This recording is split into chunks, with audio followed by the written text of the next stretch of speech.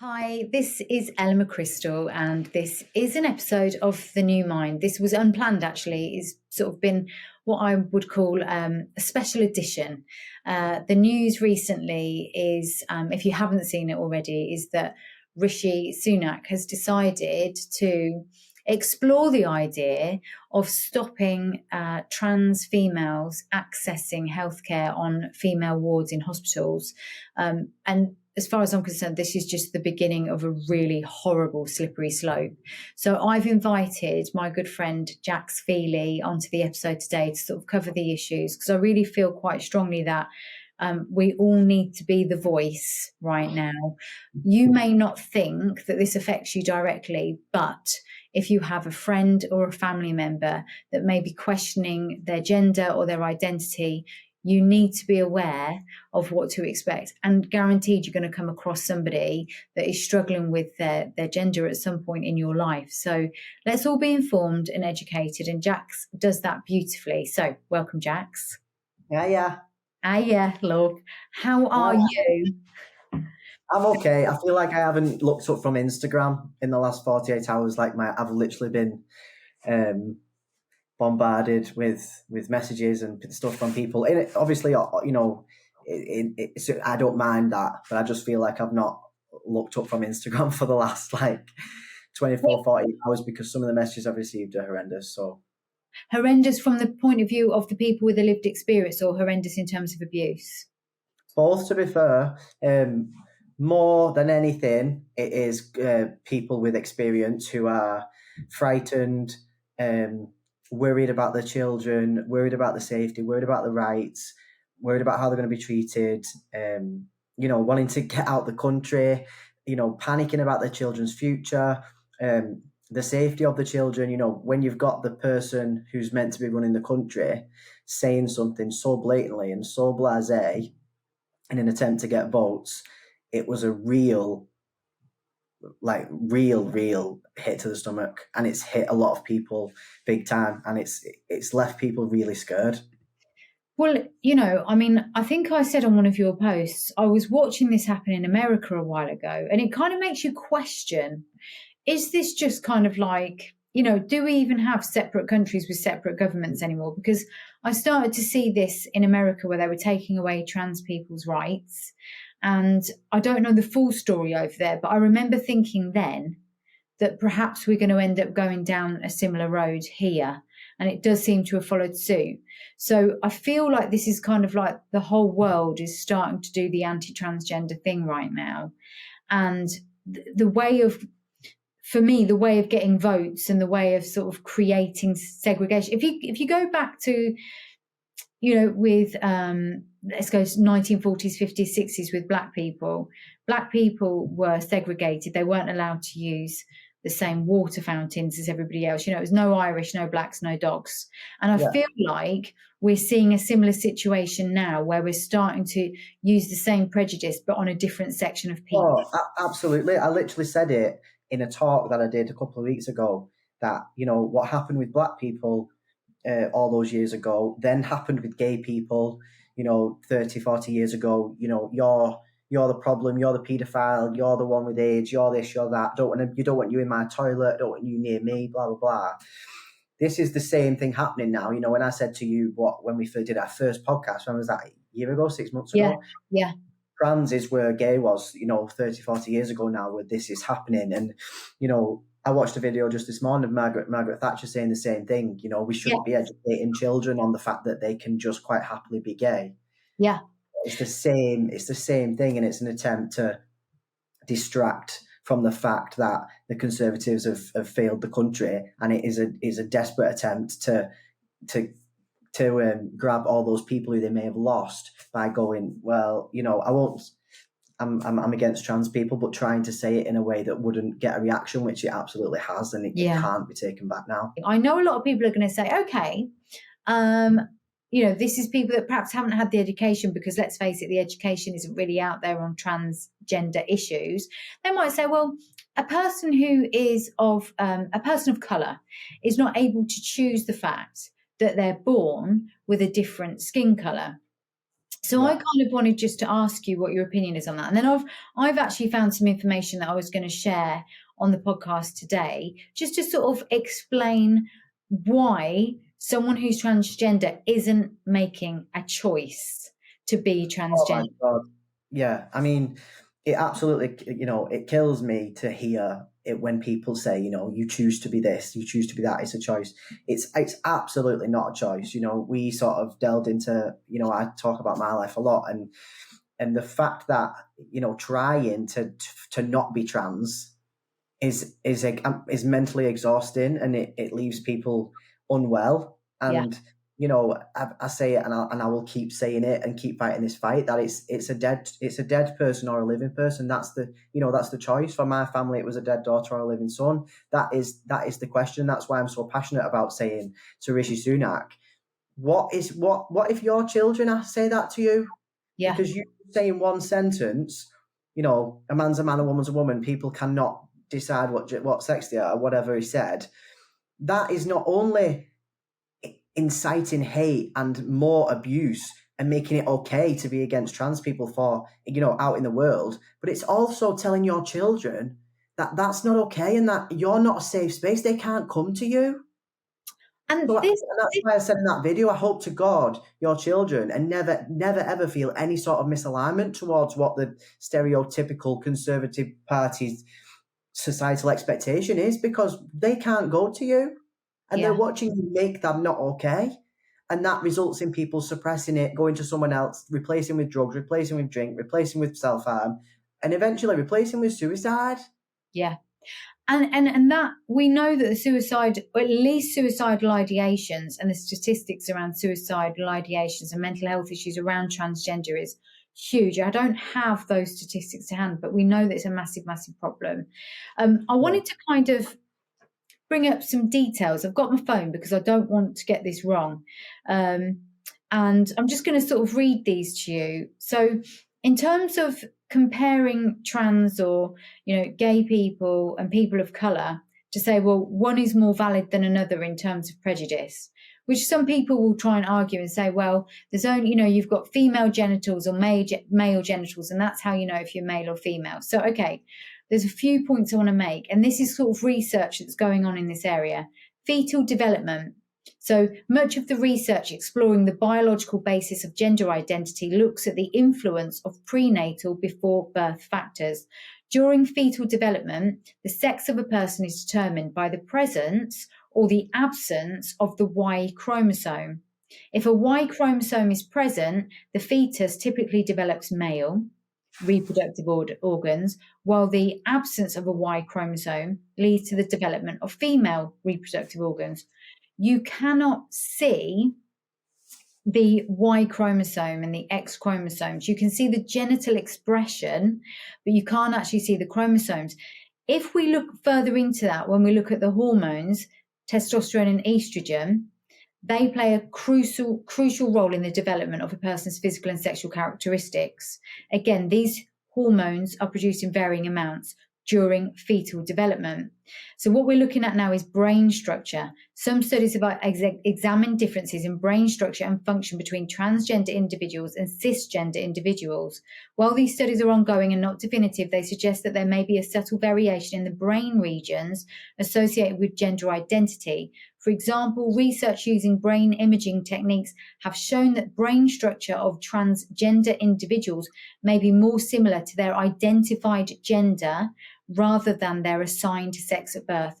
So what and again, intersex conditions, which cannot be seen always, individuals are born with variations in sex characteristics that do not fit typical definitions of male, female. So the exposure to hormones that the fetus receives, the Y chromosome, the estrogen, testosterone, and the brain structure can all affect the way a person identifies as a gender. So even though typically the absence or addition of a Y chromosome creates the sex assigned at birth, what's going on underneath is you can be intersex and not know about it. Your brain structure can develop in a way because of the hormone exposure that makes you feel more identified with another gender. So this isn't about just the external genitals, which is what everybody focuses on. It's about No, chromosomes, it's about hormones, and it's about brain structure. It's far wider than that. And yeah, it's the last thing that comes into the picture. Like it's literally the last thing that people, should associate with it, because a trans man, trans woman, everything about that person is a woman or a man, apart from this, societal expectation of what their genitals mean. yeah, and I think that's where most people struggle. That's where people like Rishi Sunak are leaning in, because the lack of education around the chromosomes, Yeah. around the brain structure, and around the hormonal exposure of the fetus. He's not talking about that. What he should have said in that speech is, as a side, I need to mention chromosomes, brain structure, and hormonal exposure as a fetus, because that would then explain why somebody identifies and feels the gender that they then choose to be. And that shouldn't stop someone accessing healthcare. If you're a transgender person, as I said to you off camera, healthcare is one of the most important things in terms of mental health and in terms of physical health. Why should you be stopped to And it's not there anyway. Like, there's not a lot of healthcare to even stop. But for him to say that statement was such a lazy, ignorant, uneducated statement, because in all honesty, the impact of that is you've got two main points. I don't know if you read the article that I just sent you with in attitude. Yeah. There's two main points that people will take from that statement. All he said was, a man's a man, a woman's a woman. That's just common sense. You cannot change your sex. That, whether he's talking about biological sex, gender identity, whatever he's talking about, he's that uneducated in the impact that this will have, that him saying that one sentence will give two different stories to two different types of people. The first type of person will hear, it's okay to be against trans people, it's okay to abuse and hate and not agree, and it's okay to basically commit hate crimes and ostracize those people and blah, blah, blah. The second person will hear that there's absolutely no hope for you in this world, you're not loved, you're not seen, give up. And I guarantee there will be people who have heard that speech who've already given up now, because that would have tipped them over the edge. I mean... And both those things will result in people losing their life because of either giving the abuse or receiving it. So in order for people to understand, the genital expression of a person, i.e. the genitals that you see, are a small part of the brain structure, the chromosomes and the hormones. I want to get that across, because I want to keep saying that over and over again. For people listening, they're arguing in their head. Chromosomes, hormones and brain structure here. Rishi clearly knows nothing about that. I know very little about that because research is ongoing, but what we do know is that those three factors play a part in someone's identity. And if someone is feeling suicidal, or if someone really feels like they are in the wrong body, why haven't you got the right to modify that? No one questions other types of modification. No one questions, say, a female wanting to increase the size of her breasts. No one says you're not allowed to do that. Some people might not like it, but no one says you can't do that and it makes you any less female or any less, you're allowed to do it. No one talks about tattoos, or very few people talk about tattoos now, or a nose job or a facelift. These are modifications that people make to their body. But because they're making those modifications within a set parameter, I am female and I'm making modifications to my face, people accept that. But what's the difference? If you're not happy with what you've got, why aren't you or me or anyone allowed to change that without being bullied, vilified, and made to feel like your life isn't worth living? I don't understand. No, I know. And it's just it's a superficial, surface level. Like I said, it's ignorant and it's lazy and it's uneducated and it's so dangerous. I am not someone who pipes up about political statements. I'm really not. I'm not the most educated person with politics. I don't understand half of it, but the impact of what he said and what they're putting out, talking about the hospital wards and things like that. There's not been a single complaint from anyone about trans women in female wards, that they've just plucked that out the air and gone on a mission to attack trans people. Like, there's not a single complaint about that. And you know what? They take every trans woman out there, but they put me in there, and I can sit in there and perv if I want to. This was a really interesting point that I was going to bring up, actually. Between putting trans women in there and being next to someone who is really mentally unwell and can be a complete danger to you in the middle of the night. Yeah. There's no difference. A safe space is a safe space because of the people who reside within it, not because of the people in it and what they've got between the legs. Well, I said this on our podcast. You know, if I go into a toilet, You set me off today, Ella. Sorry. You go for it. People need to hear the truth. We always say, tend to get irate. No, I know you don't, but you're allowed to. You're perfectly valid in your feelings, by the way. You get as irate as you need to get. This is your moment right now to say what you need to say, and we need more of it. More of it, because the only way we make any changes in life is to educate and to show that emotion and that authenticity, which is what you do well. But I said on our last podcast about going into toilets, I've been into toilets where it says there is a male cleaner in these toilets. Yeah. Fair enough. They're cleaning. No problem with that. But some people might feel uncomfortable with a man being in the toilets, but it's okay because they've identified this is a man cleaning the toilet. Why is that more okay than a trans? Like, think of Ella Morgan from Married at First Sight. Yeah. This is a trans woman. Is she not allowed to? Is she not allowed to be in a female ward? Yeah, exactly. That's what they're saying. So anyone that's watching Married at First Sight at the moment with Ella Morgan, if you feel threatened by a trans, you have to question what it is you're actually threatened by. What is it that you're scared of? Because if it's paedophilia or if it's child abuse, I would say statistically, and this can probably be proven, and I'm pretty sure I've seen these statistics before, and I will dig them out and add a link onto the podcast.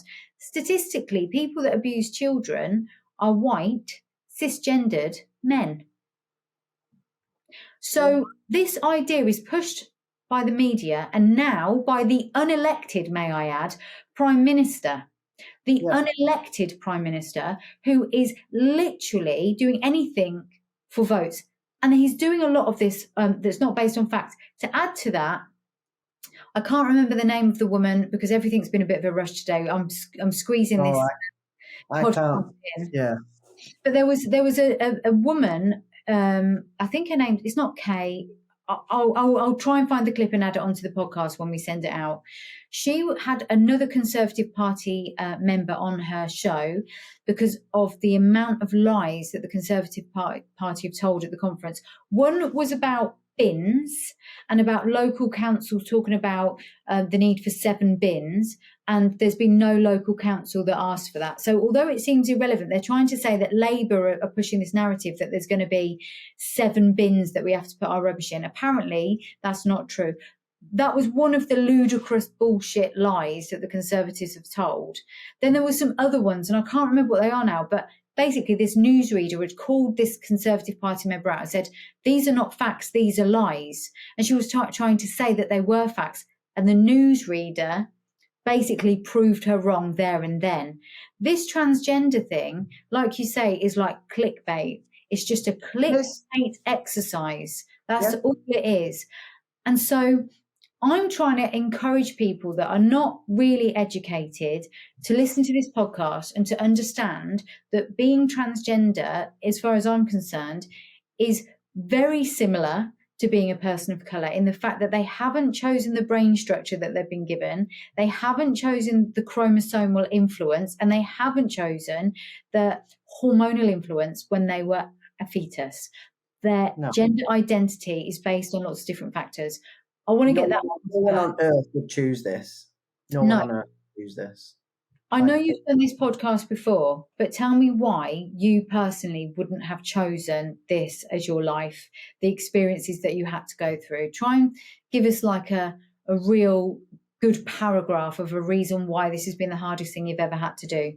Because it's one of the most terrifying, exposing experiences that I literally could put into words. Like, I have been to Iraq with the military. I've worked in a prison. You know, I've been in situations that would terrify the life out of some people, and I would rather do all of those things than start to transition again, because especially for the first few years of trying to do that, not only does it take a long time, you know, you also look and feel completely out of the norm Yeah. as what society would deem. You know, it's when you're going through that, it's very obvious to people. You can't hide. It's hard for the people around you. It affects everyone, you know, and you have to consider that as well. You have to think about your own mental health. Is it better to sort my mental health and do this? Is it better to look after the people around me? Is it better do I have to pick between my own mental health or my safety?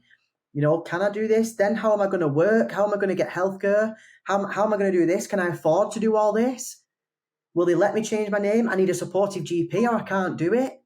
You And know, the all these pay. people, everyone else has got control over a trans person's transition before they have. Yeah. You know, Yes. it's not something that anyone would choose. And I guarantee, you know, any man who wants to assault someone will not tip his world upside down and transition into a woman to do it. No. And If you know someone what? is going to assault you, they're going to assault you, and that's it. Let me Because ask you.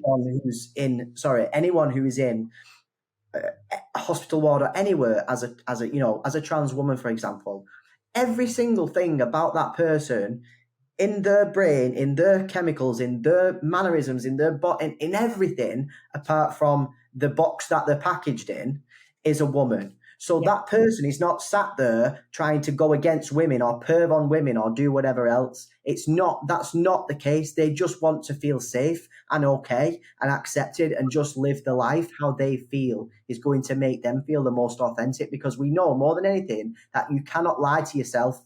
So does everyone not deserve to just live a life and be happy and live that and do that and be okay? Because this whole thing is just pathetic. It is.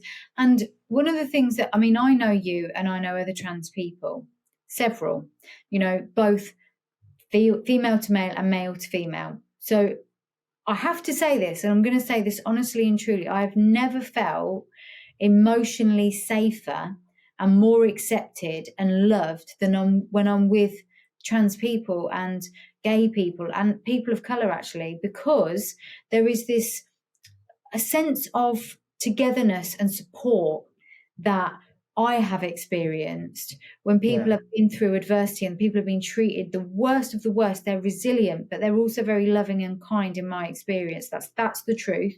Yeah. And if you don't spend time with people, how the hell can you make an opinion about a person and what their motives are? Now, let me ask you this, though, off the back of that. There's been in the news one or two people that may have manipulated a situation to get out of serving time in a male prison. Absolutely, yeah. Now, those people are not trans people. And if they are trans people, by the way, then the media has turned against them. But certain photographs, which a lot of people will have seen, and this helps the anti-trans people push a narrative, by the way. Certain photographs were picked up on of a particular gentleman, I don't know his name, who was clearly not trying to hide the fact that he was perhaps not fully transitioned yet. Now, I don't know whether he feels genuinely trans or not. That's not for me to say, but that's the type of article that has made people think that trans people do this so that they can manipulate a situation. The trans people I know have never manipulated anyone or anything. In fact, they go through, and I'm speaking on behalf of people here, but this is the experience I've had with them, the conversations I've had. They go through such trauma mentally and physically to become the people that they genuinely feel that they are. Same for non-binary people. I mean, you know, I know non-binary people as well who go through torture trying to work out why they feel the way they feel, why they don't feel like everybody else. This is so difficult. It's so complex. That's why I keep bringing it back to hormones, chromosomes, and brain structure. You can't explain it, and everyone has a unique experience. But the reason I ask you about that is, how do you feel about those people or those articles where it's used as a way of pushing a narrative? it's like saying, right, well, that guy murdered someone, so all white men with brown hair and blue eyes must be murderers. Yeah. Yeah. You can't do that to people. There's extremists in every community. There's always going to be people who are not very nice, who do not very nice things, who manipulate the system, who do this, who do that. You can't put everyone in that box. And can I just say something about prison? When someone is transitioning and going to prison, they are put through a hell of a lot of assessment and counselling and conversations before deciding if that person is genuinely transitioning, what jail they need to go in at that point in their transition. So if they've been placed if that person has been placed in a female jail and then something has happened, it's for one of two reasons. They haven't been assessed properly, or they have been assessed properly and they are trans, but unfortunately people are mentally ill, people are criminals, people are not very nice, regardless of whether they're trans or not. It's got half the time it's got nothing to do with the trans conversation, but oh no, we'll just pick that bit out and go, well, it's because of that.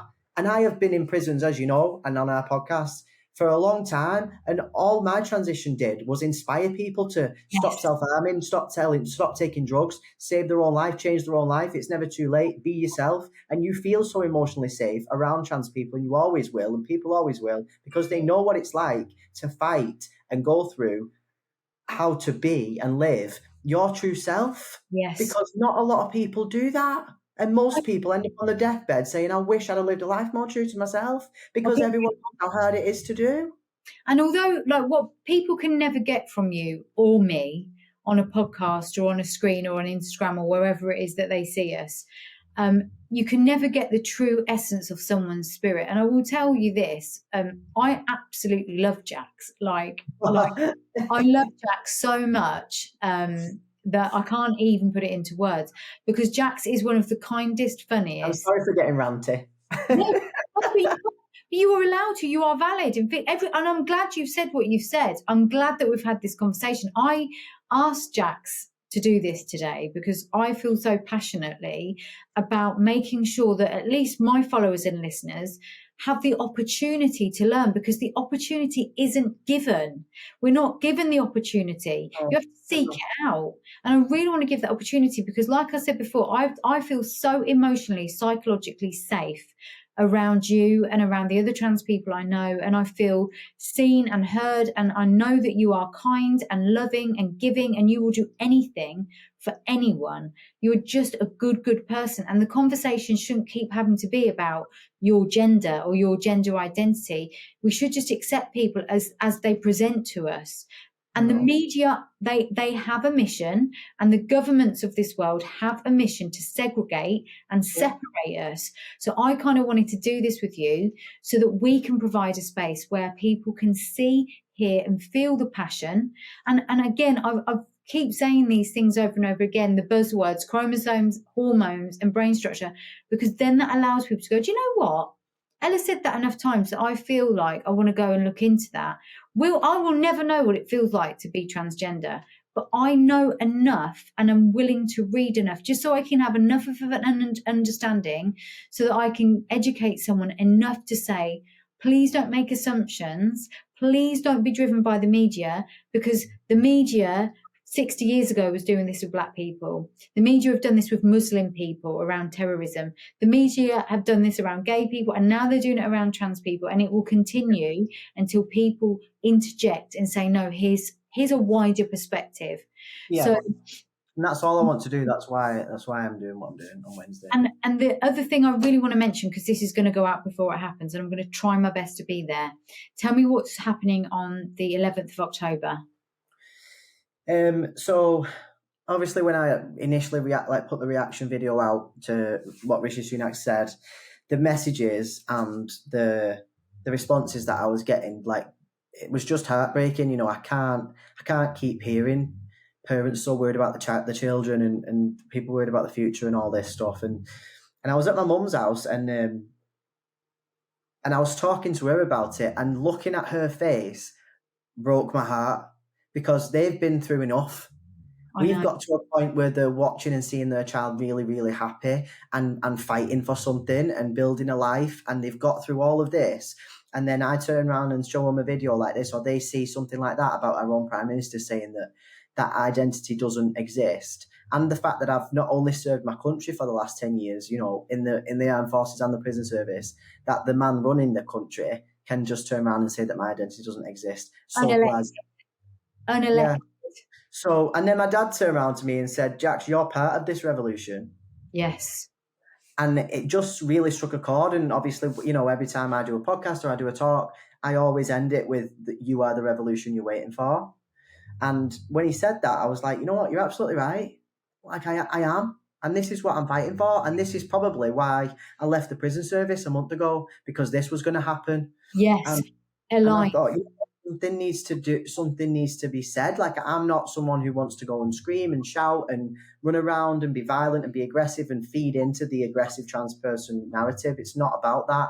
It's about bringing people together and showing every single person there, trans parent, ally, that you are seen, heard, and loved, and that there is always hope to fight another day, because there's someone right next to you, Kurs, and we'll all come together. And I promise you now that I will make what he said, make this community stronger and bring everyone together. I absolutely promise you that, by making a speech that is so emotionally driven, just to try and give someone a different perspective, because I just want to know what they say if it's their child who says, well, dead daughter or living son. That's all I want to know. And it's not like I'm ever going to speak to them, but they will see it. Yes. No, I and you know what? There's a song that springs to mind. Have you heard the Tracy Chapman song talking about a revolution? I don't think so. Right. Whoever is there on the 11th of October, someone needs to be booming that out, because that is about... Yeah. So, sorry. Wednesday, 11th of October at 3 p.m. outside the gates of number 10. Right. So if you want to be there to support Jax, and hopefully I'm going to be there, if you want to be there to support Jax and the trans community, actually, if you want to be there to support humanity, good human beings who just want the right to live a peaceful life and live their authentic self, please come along 3 p.m. outside number 10 Downing Street on the 11th of October to support this. Now, you may feel I've got a patient waiting, so I'm going to just say this to all that. I'm not transgender, you know, everyone knows that. But if my daughter came to me and told me that she was having any thoughts about her gender, I would support her 1,000,000%. And I've said that to her from day one. I used to say to her all the time, it doesn't matter who you want to be, what gender you want to be, I will love you in more than you will ever know. I said that to her from the very, very beginning. And for me as a parent, if I felt like my child wasn't safe, it would break me. So for all parents that value the safety of children, I think we all need to come together, because all children matter, all lives matter, and trans people are, like I say, on the whole, like any other community, beautiful, giving, gentle people who value psychological safety. And that's why I feel so safe, because you value that yourself. And I think most people become the energy they want to receive. So is there anything else you would like to say? Yeah, I just want to end it on a little funny thing. I've had obviously like numerous negative comments on TikTok and Instagram over the last 48 hours telling me to shut up and whatnot. But one of them said, you're talking balls if you think that you can change gender. You'll always be a man. You might have cut your balls off, but you'll always be a man, and you can't change that. And I was like, that's fucking brilliant. You actually think I'm going the other way? Like, nice, good argument, mate. Thanks. Ignorance at its finest. I'm like, that's a compliment. That is the biggest compliment you could ever receive from a total tosspot. You'll always be a man. I'm like, I know. Thank you. That's exactly what I'm trying to say. Love it.